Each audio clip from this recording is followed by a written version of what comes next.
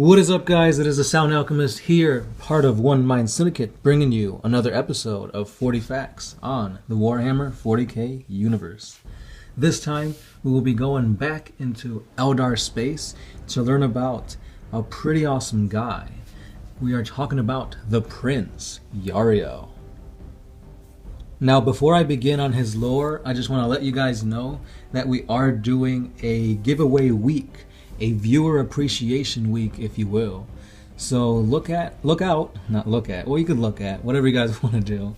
But check out our videos, because during the end of each 40 Facts video, or at least some of them, because we're not doing that many giveaways, but basically we're doing a giveaway every week, and at the end of each video, we are basically showcasing how and what you can win.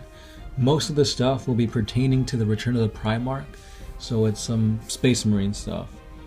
Anyway, thank you guys for being awesome subscribers, and here we go, 40 Facts on Prince Yriel.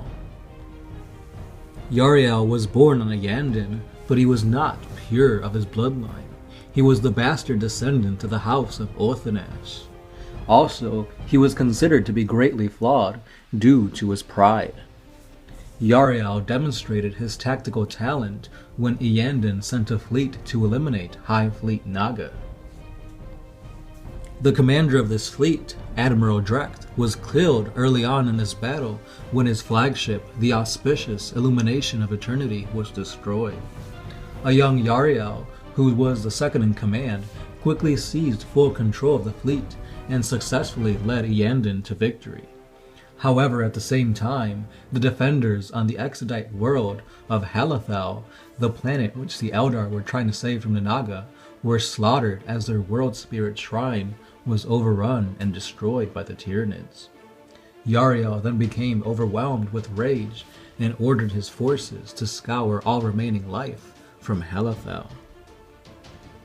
Roughly 100 years later, Yriel and Iyanden warriors made planetfall on the backwater planet of Yurk, and they managed to eliminate the Orc war boss, who was mustering Orc forces on the planet, along with all the war boss's ruling caste. Yriel then withdrew without having lost a single Eldar life. Yriel was a High Admiral in charge of the Iyanden fleet, and he led against the Chaos Lord Calyrax. Initially, Iyanden had been cautious to engage Calyrax despite Yriel's demands for action, but after the support of Chief Farseer Kelmon Firesight, Iyanden agreed to go to war. Yriel went on to use hit-and-run and subterfuge tactics to disrupt the larger Chaos fleet, and he scored a decisive victory over Calyrax at the Battle of Igrion. However, during the Battle of the Burning Moon, Yriel had stripped all of Iyanden's ship and interceptor squadron in his pursuit for the enemy. Thus, when Calyrax's last surviving warship launched a cyclonic torpedo attack against the near-defensive craft world, Iyanden was devastated, and hundreds of thousands of Eldar perished. Nonetheless, Yriel had defeated the Chaos fleet, and he personally slain Calyrax during the battle. Thus, he assured himself that his actions were sound, and that the sacrifices caused were a necessary price.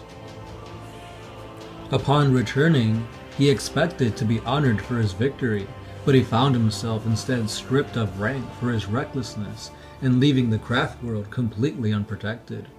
Furious with indignation, Yriel took self-imposed exile from the craft world, and he vowed that he would never return. Many of his followers left with him and became Eldar outcasts as Corsair pirates.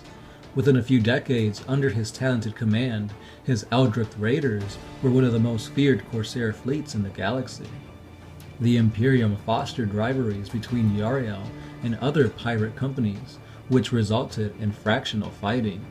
His conquest and absorption of two of these rival groups, Xian's Black Raiders and the Scarlet Command, made him the single most powerful Eldar pirate. However, when High Fleet Kraken invaded the galaxy, Iyanden was directly in its path. The craft world's Farseers found themselves regretting the disappearance of their fleet's greatest asset. However, word of Iyanden's situation managed to reach Yriel, despite the psychic blockade around the craft world, caused by the Tyrannid's shadow in the warp. As Iyanden was on the verge of annihilation, Yriel tempered his anger towards his former home and returned to aid his people. The arrival of Yriel and his fleet tipped the balance of space combat towards the battered Eldar, and the reinforced Eldar fleet managed to destroy all the preceding Tyrannid waves before they could board and unleash their cargo upon the craft world. Eventually, no more Tyrannid ships came. The Hive fleet had been destroyed. Yriel then decided to make planetfall and to help clean up the invading creatures. He set his eyes upon personally slaying the monstrous Hive Tyrant leading the Tyrannid horde. But the creature was so powerful, it could not be killed by mortal weaponry. Yriel, from a stasis field in the shrine of Othanash, pulled the ancient Spear of Twilight and charged after the Hive Tyrant.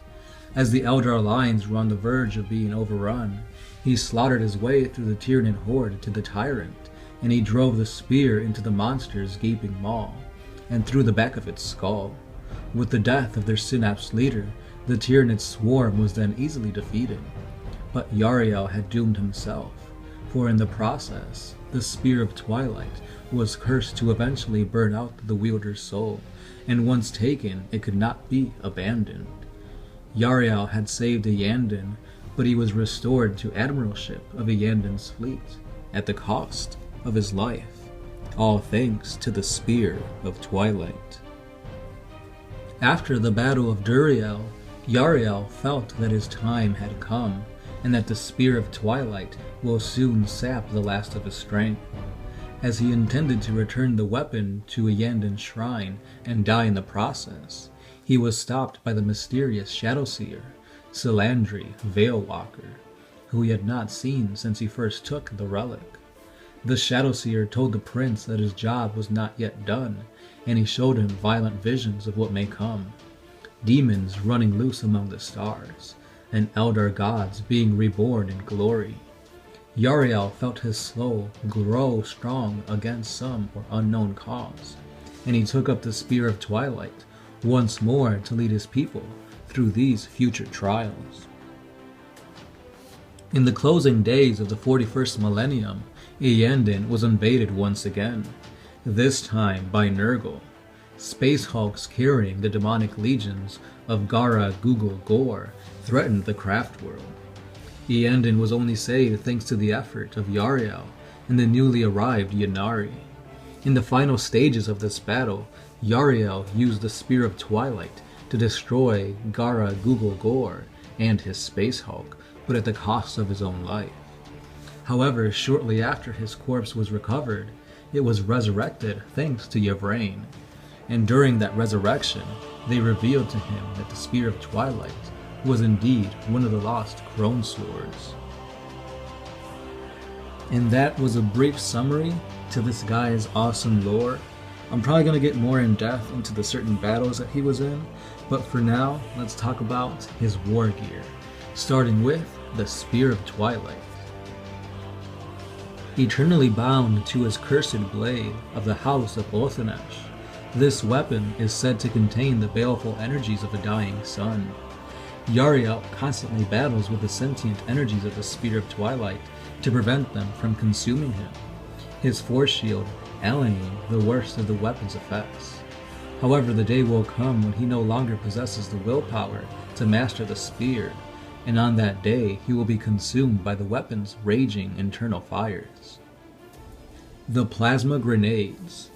Eldar plasma grenades are a small amount of exploding plasma that is deliberately released from electromagnetic containment fields held within the grenade's core to blind the enemy and to prevent them from properly using their terrain to defend their position against advancing enemy hordes. The Force Shield.